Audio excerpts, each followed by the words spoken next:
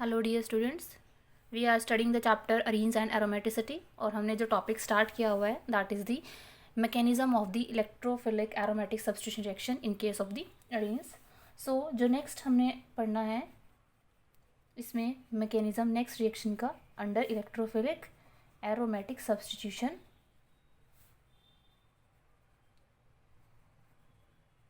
तो उसमें हमारे पास जो नेक्स्ट मेथड है दैट इज़ नेमिंग रिएक्शन है। ये एक फ्रीडल क्राफ्ट असाइलेशन एल्काइलेशन जो थी फ्रीडल क्राफ्ट मैकेनिज्म से, वो हमने लास्ट वीडियो में स्टडी कर ली थी। अब पढ़ेंगे Friedel Craft acylation. So it is similar to the reaction of alkylation, but यहाँ पर क्या है, हम क्या करते हैं, एसिड क्लोराइड यूज़ करते हैं in place of the alkyl halide. So जो बेंजीन रिंग होती है upon reaction with any acid chloride like this methyl acetyl chloride, this is the acetyl chloride group and it will react to form the acetophenone जिसमें benzene ring पे क्या substitute आता है, this ketonic part, this is acetophenone plus removal of HCl। अब इसका mechanism discuss करते हैं। So first step same ही है, दैट इज फर्स्ट स्टेप में क्या होता है, जनरेशन ऑफ इलेक्ट्रोफाइल। सो यहाँ पर एसाइल कटायन बनेगा RC≡OCl plus in the presence of Lewis acid हम यूज़ करते हैं यहाँ पर, like this is aluminium trichloride. So first is the formation of this cation plus AlCl4 negative.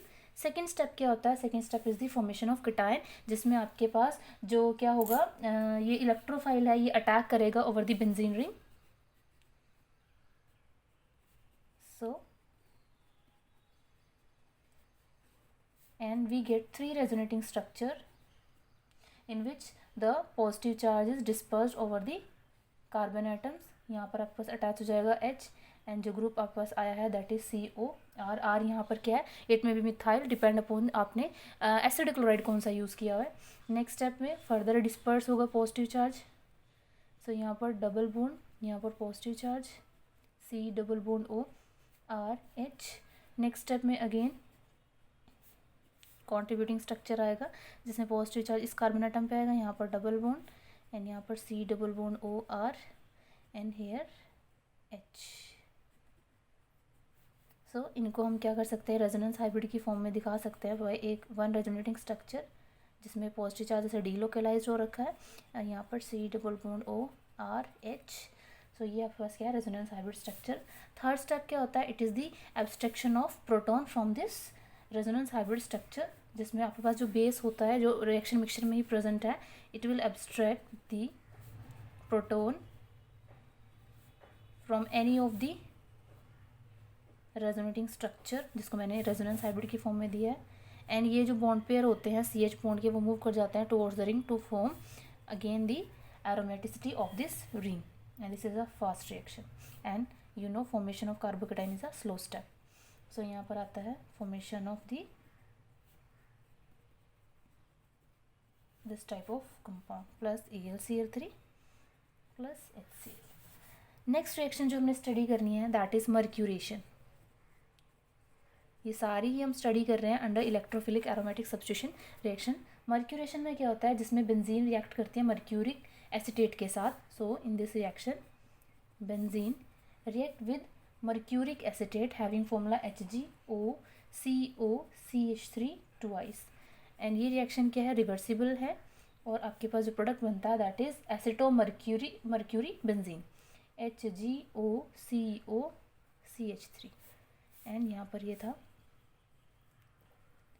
Mercuric acetate और जो फॉर्म्ड हुआ है वो बना है एसिटो मर्क्यूरी एसिटेट, सॉरी बेंजीन।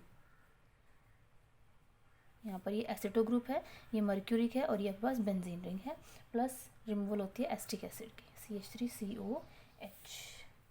अब इसका मैकेनिज्म, सो मैकेनिज्म सबसे पहले वही होता है same, generation of the electrophile. So उसमें क्या होगा, आपके पास जो HgOAC, इसको हम इस फॉर्म में भी लिख सकते हैं, it will form the electrophile Hg plus OAC plus acetyl O negative, जहाँ पर जो आपके पास एसाइल ग्रुप है it is having formula CH3CO। Next step क्या होता है? Second step involve the formation of, this is the first step, formation of the carbocation. So second step में क्या होगा? It will attack over the benzene ring HgOAC positive, and we get further 3 contributing structures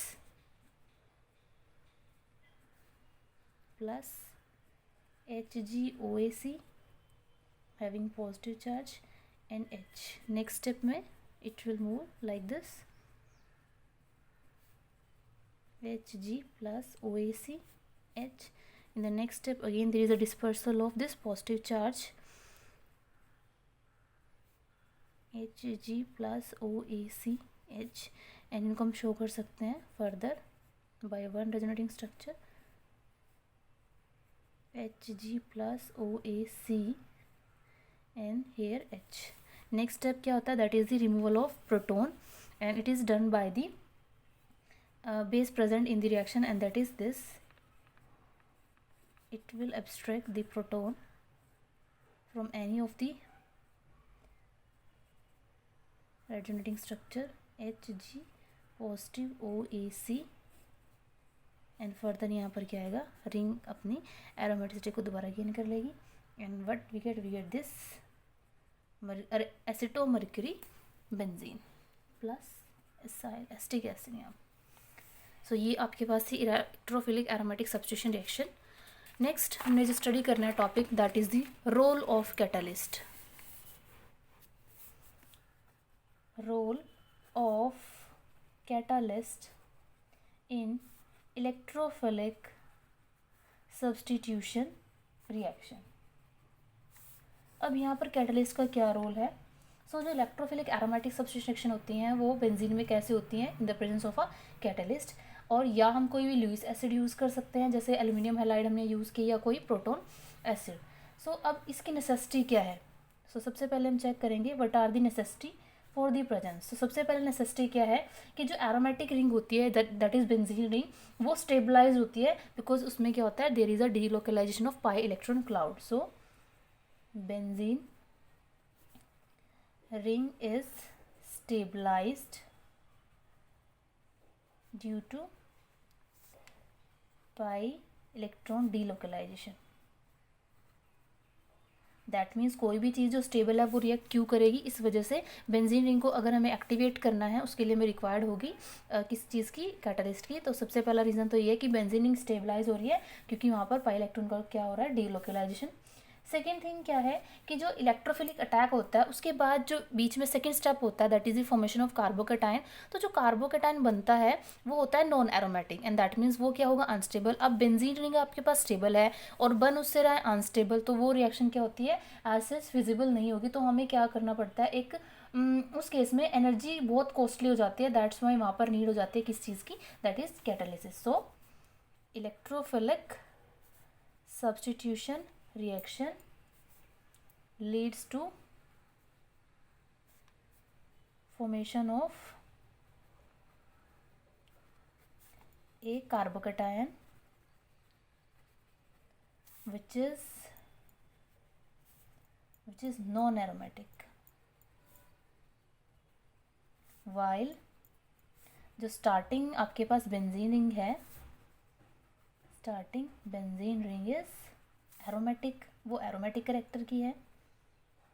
therefore आपके पास जो formation होगी carbocation की that is very costly. Therefore formation of this carbocation is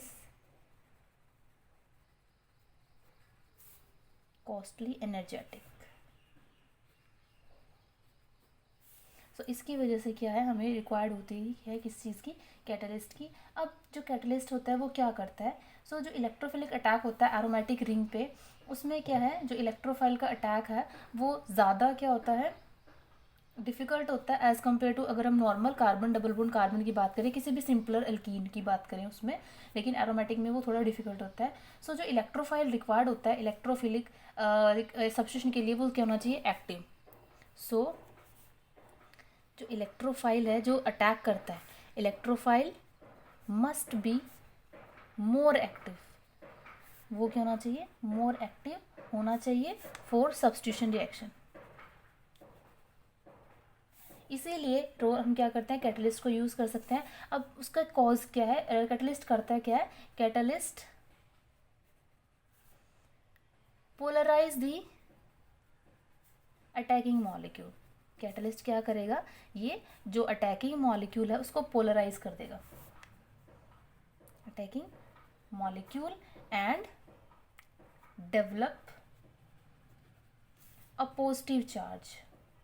और वो क्या करता है, अटैकिंग रीजन पे पॉजिटिव चार्ज को क्या करता है, डेवलप कर देता है, जिसकी वजह से जो इलेक्ट्रोफाइल है वो क्या होता है, मोर रिएक्टिव। जैसे मैं एग्जांपल से शो करती हूँ कि आपके पास जो हेलोजन है, ये हेलोजन क्या है, अगर हम यहाँ पर वीकली पोलराइज्ड होता है, ये weakly polarised, so that means ये क्या हो गया, वीक इलेक्ट्रोफाइल हो गया। तो इलेक्ट्रोफिलिक एरोमेटिक सब्स्टिट्यूशन तो इससे पॉसिबल नहीं है, दैट्स वाई हम क्या करते हैं, एक लुईस एसिड यूज़ करते हैं, लाइक फेरिक क्लोराइड हम यूज़ करते हैं। सो ये क्या करता है, ये catalyst, this is a catalyst and it will polarize it. So one of the halogen atom will acquire partial positive charge and the second one partial negative charge. And what we get this Cl having positive charge, then Cl having partial then Cl, and further FeCl3 having partial negative charge. So अब आपके पास ये बना है, ये strongly polarized chloride बना है, and it's a strong electrophile. So in the absence of this catalyst it is non-polar. Next आता है, दैट इज़, अभी तो हमने स्टडी की है कैटलिस्ट की क्या प्रेजेंस क्यों ज़रूरी है इलेक्ट्रोफिलिक सब्स्टिट्यूशन में। नेक्स्ट जो हमारा टॉपिक है that is very important, and it is the effect of substitution, effect of substituents on di substitution, on di substitution of benzene ring. So जो सब्सटेंट प्रेजेंट होते हैं बेंजीन पे, उनका क्या इफेक्ट होता है। सो जो सब्सटेंट ग्रुप बेंजीन रिंग पे ऑलरेडी अटैच होते हैं, उनके दो इफेक्ट होते हैं। सबसे पहला इफेक्ट होता है orientation effect, orientation effect for further substitution, कि वो इनकमिंग जो सब्सटेंट आ रहा है उसको फर्दर किस पोजीशन पे क्या करेंगे, सब्स्टिट्यूशन उसकी कराएंगे। और सेकेंड जो होता है that is on the reactivity, reactivity of aromatic ring. तो ये हमने दो क्या करना है यहाँ पर, इफेक्ट को डिस्कस करना है बेंजीन रिंग। तो सबसे पहले हम स्टडी करेंगे इसके अंदर effect of substance on the orientation, that is effect of substituents on orientation, किस डायरेक्शन में वो रिएक्शन को क्या करते हैं, ओरिएंटेट करते हैं, जिसको हम बोलते हैं डायरेक्टिव इन्फ्लुएंस, डायरेक्टिव इन्फ्लुएंस। तो इसके अंदर में क्या हमें पता है कि जो मोनोसब्स्टिट्यूटेड डेरिवेटिव होते हैं वो सिर्फ एक ही आइसोमेरिक फॉर्म में एग्जिस्ट करते हैं, लेकिन जो आपके पास क्या होता है डाई सब्स्टिट्यूटेड, डाई सब्स्टिट्यूटेड जो डेरिवेटिव होते हैं वो 3 फॉर्म्स में एग्जिस्ट करते हैं, that is ortho, para and Meta isomer.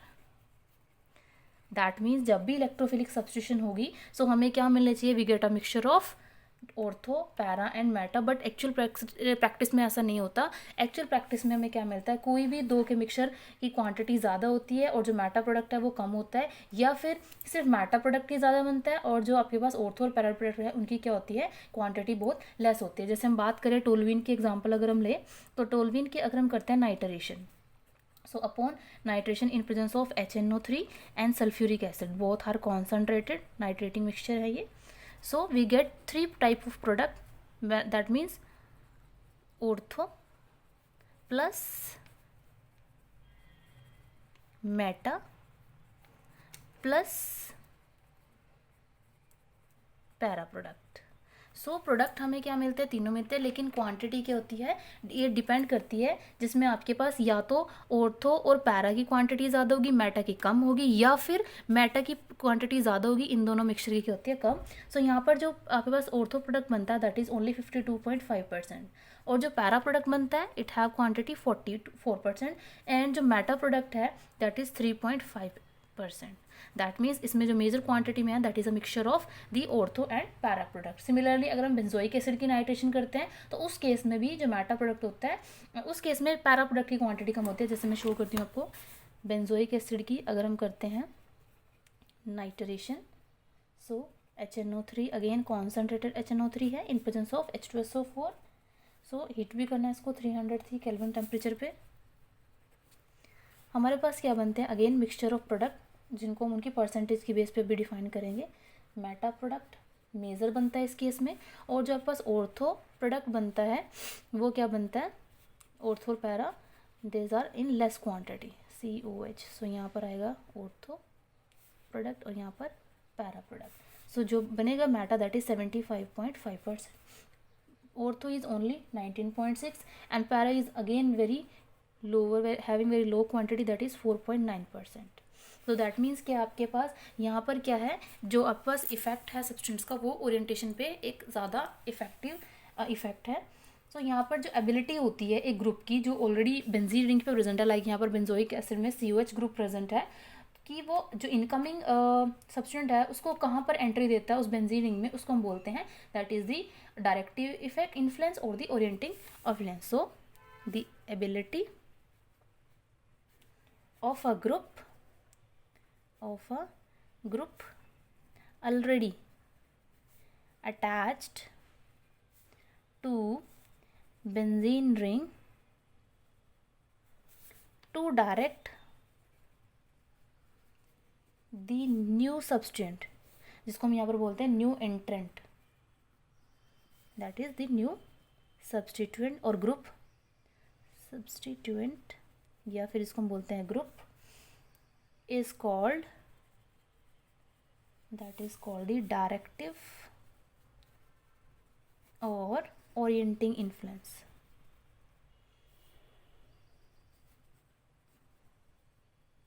सो ये आपके पास होता है डायरेक्टिव या फिर ओरिएंटिंग इन्फ्लुएंस।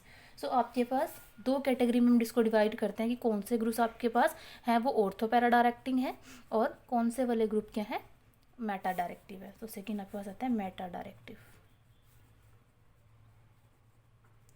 सो जो ऑर्थो पैरा डायरेक्टिव ग्रुप होते हैं वो आपके पास आते हैं लाइक कोई भी एल्काइल पार्ट हो गया, फिनाइल पार्ट हो गई फिनाइल ग्रुप, या हाइड्रोक्सिल ग्रुप हो गया, थायो ग्रुप हो गया, कोई भी OI ग्रुप हो गया, या NH2 ग्रुप हो गया, NHR मीन्स ये अमीन है, या फिर कोई भी क्लोरो ब्रोमो या फिर आइडो ग्रुप हो जाए। ये सारे क्या हैं जो ऑर्थो और पैरा डायरेक्टिव नेचर के होते हैं।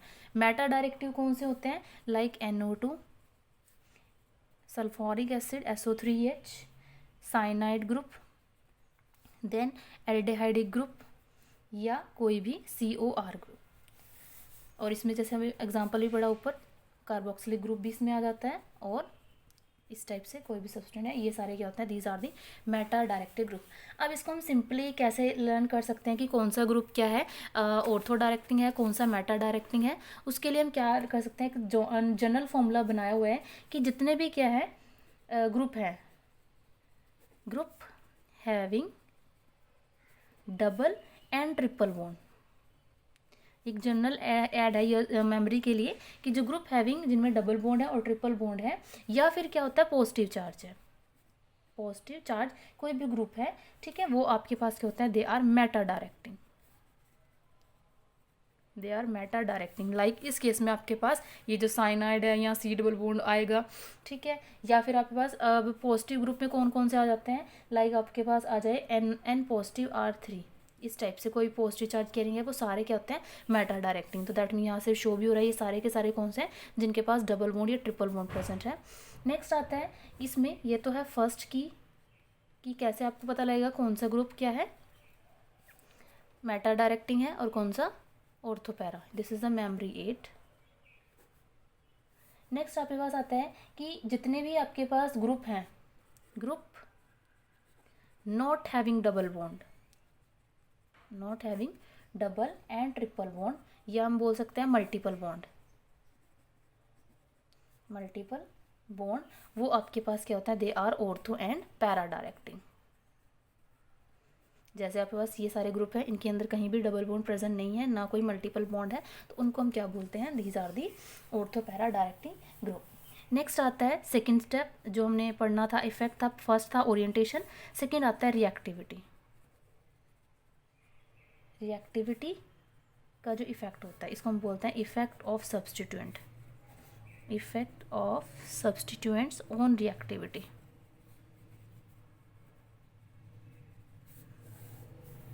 सो इसमें क्या है कि जो आपके पास ग्रुप प्रेजेंट होते हैं बेंजीन रिंग पे ऑलरेडी, वो सिर्फ ओरिएंटेशन इफेक्ट ही नहीं करते, बट वो क्या करते हैं, वो रेट भी बताते हैं कि जो सब्स्टिट्यूशन है उसका रेट कैसा है। सो यहाँ पर आता है, इसमें दो केसेस हम स्टडी करते हैं कि अगर एक मोनो सब्स्टिट्यूटेड बेंजीन रिंग है, उसमें वो फर्दर इलेक्ट्रोफिलिक सब्स्टिट्यूशन रिएक्शन दे रही है फास्टर रेट पे than the corresponding parent benzene ring, तो वो आपके पास जो ग्रुप अटैच हो जाएंगे उनको हम बोलेंगे एक्टिवेटिंग ग्रुप। और अगर मोनो सब्स्टिट्यूटेड बेंजीन रिंग के अंदर जो इलेक्ट्रोफिलिक सब्स्टिट्यूशन हो रही है उसका जो रेट है वो स्लो है as compare to parent benzene, तो उसको हम बोलते हैं डीएक्टिवेटिंग ग्रुप। तो सबसे पहला है if a mono substituted benzene undergo electrophilic substitution reaction at a faster rate, than benzene. अगर बेंजीन हम ले लें, यहाँ पर तो मोनोसब्स्टिट्यूट बेंजीन की बात है, अगर हम पेरेंट सिंगल बेंजीन लेते हैं तो उससे क्या है, रेट फास्टर हो जाता है then benzene. So the group attached, जो ग्रुप अटैच्ड है बेंजीन रिंग पे, attached to ring is called an activating group, that is an activating group. Second case क्या आएगा, if a mono substituted benzene undergo electrophilic substitution reaction at a slower rate, अगर उसकी speed क्या है, slow हो जाती है, then benzene, then the group attached, जो ग्रुप अटैच्ड होगा is the deactivating group, deactivating group. So यहाँ पर ये आते हैं रिएक्टिविटी की बेस पे कि इसको हम बोलेंगे एक्टिवेटिंग ग्रुप और इसको हम बोलेंगे deactivating group. So that means कि आपके पास जितने भी ऑर्थो पैरा क्या है डायरेक्टिंग ग्रुप्स हैं, ऑर्थो पैरा डायरेक्टिंग ग्रुप्स इसमें आएंगे, जो आपके पास थे यहाँ पर, ये सारे के सारे क्या आएंगे, activating group. So ortho and para directive groups are activating group. इसमें जो एक्सेप्शन है वो आपके पास आती है हेलोजेंस। हेलोजेंस जो हैं वो एक्टिवेटिंग ग्रुप नहीं होते। नेक्स्ट आता है डीएक्टिवेटिंग। सो जो मेटा डायरेक्टिव ग्रुप्स होते हैं वो सारे किस में आएंगे, they are the deactivating groups. और इसी में आपके पास क्या आ जाता है, हेलोजेंस इसके अंदर आते हैं। So meta directing group, meta directing group plus halogens, ये आपके पास कौन से ग्रुप हैं, जो क्या हैं डीएक्टिवेटिंग ग्रुप हैं, जो बेंजीन रिंग को क्या करते हैं, डीएक्टिवेट करते हैं। अब हम पढ़ेंगे इसका reason, that is the explanation of relative reactivity। ऐसा क्यों होता है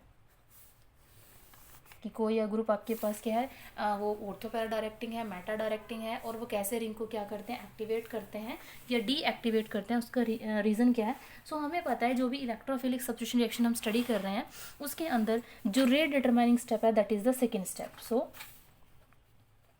जो रेट है that depend upon the formation of carbocation, जो आपके पास आता है इन सेकेंड स्टेप। लाइक हम बात करें C6H5 बेंजीन है, उसमें अगर हम इलेक्ट्रोफिलिक सब्स्टिट्यूशन करें so we get this type of carbocation.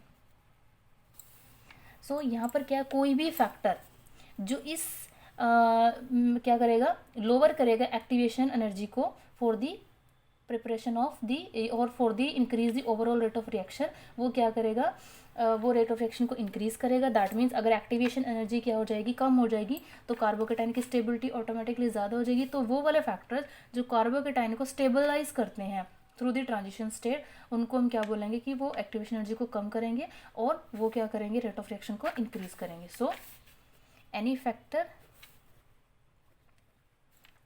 Which lower the activation energy, हमने पढ़ा था रिएक्शन प्रोफाइल डायग्राम में कि कोई भी फैक्टर अगर वो क्या करेगा, एक्टिवेशन एनर्जी को क्या करेगा, लोअर करेगा, so it will increase the overall rate of reaction, overall rate of reaction implies अगर आपके पास एक्टिवेशन एनर्जी कम हो गई है, इसका मतलब स्टेबलाइज क्या बन रहा है, carbocation, implies stabilized carbocation is formed.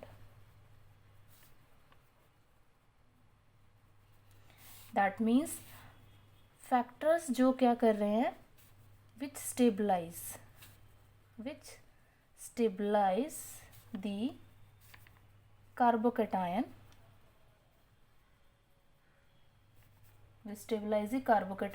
will increase the rate of reaction। also क्या imply कर रहे हैं,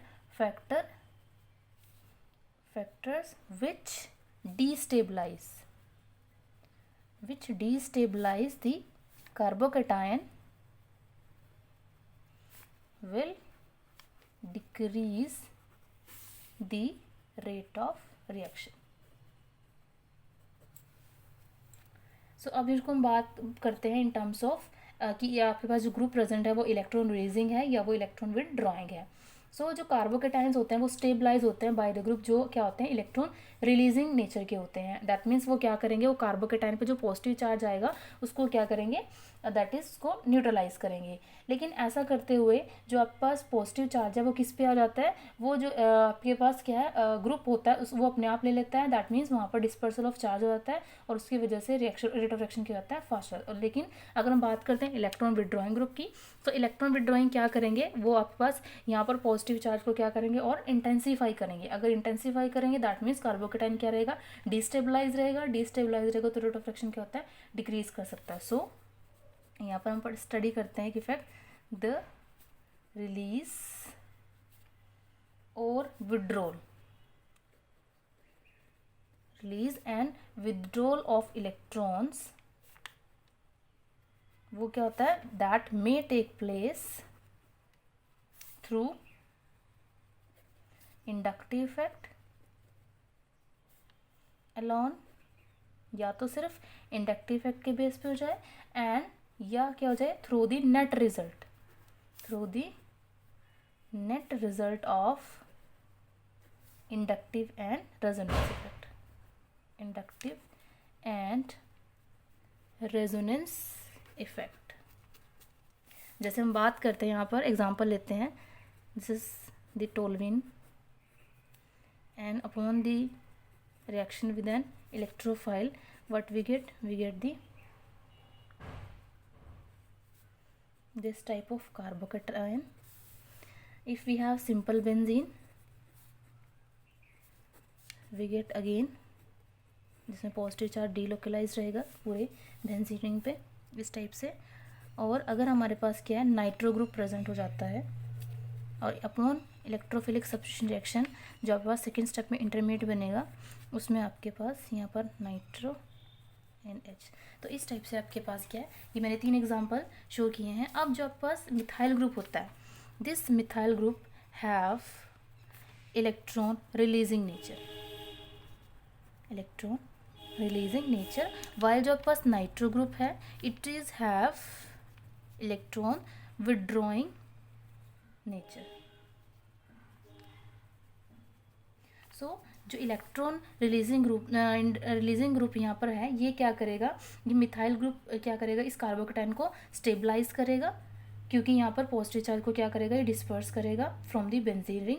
लेकिन अगर हम बात करें सिंपल बेंजीन रिंग के, सो जब ये इलेक्ट्रोफिलिक सब्स्टिट्यूशन रिएक्शन शो करेगी, यहाँ पर कोई भी आपके पास ऐसा ग्रुप प्रेजेंट नहीं है जो इस पॉजिटिव चार्ज को क्या करेगा, डिस्पर्स करेगा। दूसरा जो नाइट्रो ग्रुप है उसके पास क्या है, इलेक्ट्रॉन विड्रॉइंग इंडक्टिव इफेक्ट है, एंड दूसरा उसके पास क्या है, रेजोनेंस इफेक्ट भी है, and it will have the resonance effect. But इसके पास क्या है, जो ओवरऑल इफेक्ट होता है that is the electron withdrawing effect. दो इफेक्ट के थ्रू ये काम कर रहा है, इलेक्ट्रॉन विड्रॉइंग नेचर भी इसका है और रेजोनेंस इफेक्ट भी, पर जो डोमिनेटिंग है इसका that is the electron withdrawing nature. That means जो आपके पास कार्बोकेटाइन ये बनेगा दैट इज अनस्टेबल, ये आपके पास स्टेबल बनेगा carbocation, and this is unstable. That is why जो नाइट्रोबेंजीन है वो आपके पास जो रिएक्शन शो करेगी electrophilic substitution that is will have according to slower rate, और इसका क्या होगा, it will move towards the faster rate. So जो एक इलेक्ट्रो रिलीजिंग ग्रुप है वो क्या करता है, वो ये कह सकते हैं कि वो बेंजीन को क्या करता है, एक्टिवेट कर सकता है, और दैट मीन्स जो इलेक्ट्रॉन विड्रॉइंग ग्रुप होते हैं वो क्या करते हैं, वो बेंजीन को क्या करते हैं, दैट वो डीएक्टिवेट करते हैं। तो यहाँ पर क्या है, ये नेचर हमने डिस्कस किया कि अगर इलेक्ट्रॉन रिलीजिंग ग्रुप प्रेजेंट हो जाता है और इलेक्ट्रॉन विड्रॉइंग ग्रुप प्रेजेंट हो जाता है तो कैसा यहाँ पर इफेक्ट होता है। सो यहाँ पर आपके पास कुछ एग्जांपल्स भी हैं जो क्या शो करते हैं, जिनका माइनस आई इफेक्ट होता है, प्लस आई इफेक्ट, वो मैंने आपको पहले ही बता दिया है कि आपके पास किन ग्रुप्स को आप ऑर्थो पैरा डायरेक्टिंग ग्रुप बोलते हैं। अब इसमें क्या है कि जो एक्टिवेटिंग ग्रुप होते हैं वो आपके पास बेंजीन रिंग के सारी पोजीशन को क्या करते हैं, एक्टिवेट करते हैं, बट आपके पास जो ऑर्थो और पैरा पोजीशन होता है वो ज़्यादा एक्टिवेट होती है as compare to meta position. So जो एक्टिवेटिंग ग्रुप होते हैं, activating group activate all positions, वो ऑल क्या करते हैं, सारी पोजीशन को क्या करते हैं, एक्टिवेट करते हैं। बट चाहे उसमें आपके पास ऑर्थो हो, पैरा हो या फिर क्या हो, मेटा हो, बट जो ऑर्थो और पैरा पोजीशंस हैं they are activated more. Similarly जो आपके पास डीएक्टिवेटिंग ग्रुप होंगे, डीएक्टिवेटिंग ग्रुप वो आपके पास क्या करेंगे, वो भी क्या करेंगे, वो डीएक्टिवेट करते हैं, डीएक्टिवेट ऑल पोजीशंस, चाहे वो आपके पास ऑर्थो हो, पैरा हो या फिर मेटा हो, बट मोर क्या करते हैं, वो मोर डीएक्टिवेट करते हैं मेटा को। सो मोर डीएक्टिवेट करते हैं वो ऑर्थो को और पैरा को देन दी मेटा पोजीशन।